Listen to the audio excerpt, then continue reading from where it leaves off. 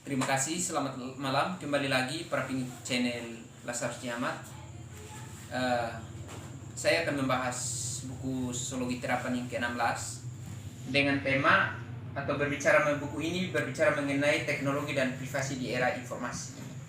Jadi sebelum saya masuk dalam implementasi materi, saya akan memperkenalkan nama saya Sefnat Lopo, mahasiswa program studi sosiologi Fakultas Ilmu Sosial dan Ilmu Politik Universitas Nusa Tenggara Kupang. Pada video kali ini saya lebih melihat substansi tentang teknologi dan privasi di era informasi yang dikemukakan oleh Daniel J. Solos. Dalam hukum perlindungan data, tentu kita melihat revolusi data dan kebutuhan perlindungan data. Jadi kita ambil contoh di tengah pandemi COVID-19 di negara Indonesia, upaya dari Kemeninfo dalam menjaga stabilitas data dari berbagai macam sektoral informasi agar tidak terjadi tumpang tindih dalam sebuah kebijakan. Dan buku ini juga bagaimana melihat komputer memungkinkan pemasaran untuk mengumpulkan dokumen yang rinci dari kinerja informasi pribadi dan menganalisis untuk memprediksi perilaku konsumen. Jadi kalau kita berbicara mengenai privatisasi dalam konteks informasi, ya tentu tidak terlepas dari bagaimana upaya aplikatif yang telah dilakukan oleh para birokrat, entah di sektor pemerintahan, sektor swasta, perusahaan dan lain sebagainya. Data dalam file digital semakin banyak dari sektor swasta ke pemerintah, khususnya di bidang hukum pengguna informasi. Jadi di sini saya menganalogikan melihat satu jurnal yang ditulis oleh Yahudi Jasar yang menyatakan bahwa hukum perlindungan data pribadi di Indonesia menjadi urgensi kebutuhan dalam konteks pembaharuan. Jadi kenapa maksud dan tujuan daripada Wahyudi Dajar agar kenapa dia harus membaharukan validitas data, karena kita melihat dalam proses pelayanan publik, contoh di pelayanan publik, contoh seperti di Dinas Pencatatan Sipil, kita tahu bahwa dari era pelayanan publik dari EKTP yang lama atau yang manual, ya tentu dia punya data-data itu berusia artinya secara manual. Dengan adanya pergeseran pelayanan publik, kemudian bergeser menjadi EKTP atau e-learning elektronik. Nah, itu bagaimana kemudian upaya daripada birokrasi untuk mengatur itu sehingga mampu menginovasi sehingga terjadi satu pembaruan baru dalam proses penilaian publik, sehingga tidak terjadi kontradiktif antara pelayanan dengan konsumen maupun masyarakat umum. Yang berikut nilai informasi pribadi.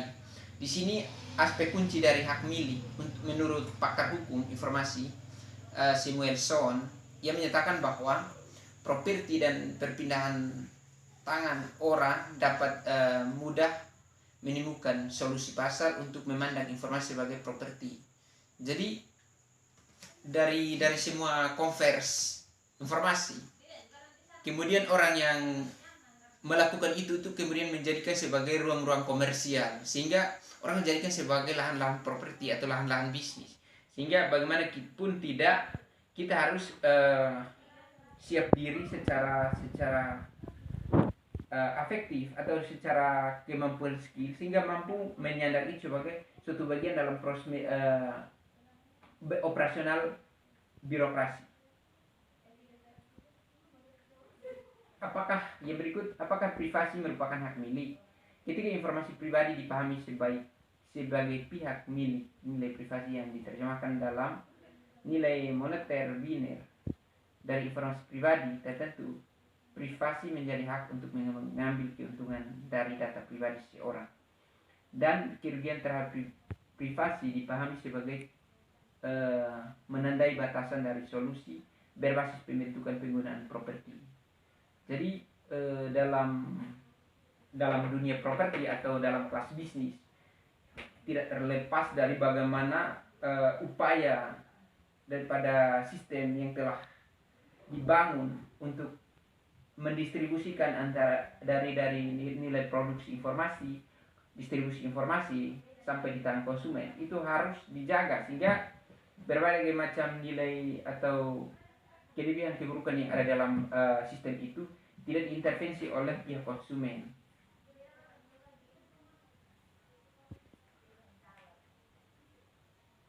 Masalah database bukanlah pengumpulan informasi yang gagal untuk memberi kompensasi kepada orang batasan dari solusi berbasis pasar untuk nilai yang tepat, tetapi dari informasi pribadi. Masalahnya adalah orangnya kontrol, kurang pengetahuan tentang bagaimana data akan digunakan dan sebagai partisipasi dalam proses tersebut.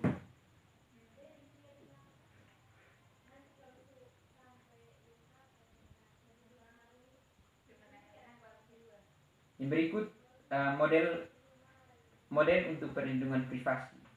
Konsep privasi, pernyataan tentang bagaimana melindungi privasi adalah sangat penting untuk menurut Samuel Warren dan Louis Branch. Ketika mereka menulis artikel, mereka sangat terpengaruh tentang bagaimana kita menjaga. Jadi pernyataan dari berbicara mengenai privatisasi informasi, sungguhnya itu menjadi wacana untuk bagaimana menjaga data-data dari setiap instansi, baik instansi pemerintah maupun swasta, sehingga tidak terjadi tumpang tindih atau tidak terjadi kontradiktif antara proses pelayanan terhadap publik, maupun kalau dalam konteks swasta tidak terjadi kontradiktif antara pemilik perusahaan dengan para pekerja.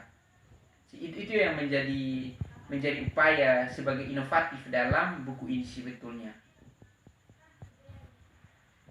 Ada pula privasi dan perlindungan data sebagai bentuk hak untuk melekat pada diri pribadi. Dan di sini saya lebih melihat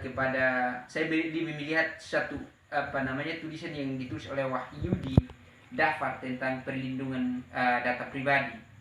Jadi perlindungan data pribadi itu sebenarnya hal yang menjadi urgensi atau sangat mendesak untuk kita tetap melakukan dengan tujuan agar menjaga stabilitas itu. Yang berikut konseptualisasikan identitas. Masalah pencurian identitas, seorang kehilangan dompetnya,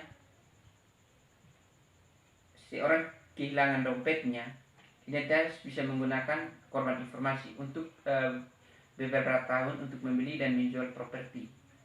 Jadi kenapa dari sini kita bisa membedakan manfaat daripada rekaman. Saya ambil contoh yang lebih konkret adalah mengapa kemudian pemerintah bertujuan untuk mengeluarkan program IKTP atau elektronik IKTP. Itu agar mempermudah sehingga tidak terjadi manipulatif data. Karena dengan adanya kita merekam KTP, berarti data kita entah dari nomor NIK sampai rekaman kita secara lebih kompresif, identitas kita sudah masuk dalam data yang valid sehingga tidak terjadi tumbang tindih. Contoh kita di dalam tulisan ini tadi bahwa orang bisa memanipulasi itu sebagai contoh dia pilih dompet orang lalu gunakan dompet orang dengan isi KTP. Dia bisa menggunakan KTP itu untuk mencari pekerjaan dan bisa jadikan itu sebagai identitas pribadi. Nah, ini yang menjadi bahaya besar dan menjadi tulisan ini dibuat dari Texas, California, dan saya melihat ini dari perspektif masalah. Saya harus kembali pada contoh tadi tentang KTP, bahwa ketika upaya pemerintah itu kemudian dibuat pembaruan baru dengan tujuan agar apa? Tidak terjadi manipulatif data, agar menjaga stabilitas. Itu yang dimaksudkan sih sebetulnya. Yang berikut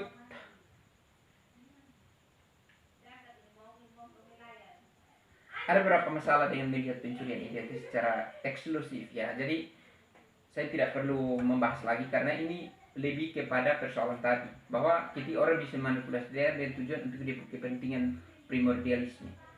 Sekian, kurang lebihnya saya mohon maaf atas perhatian. Ucapkan terima kasih. Selamat malam.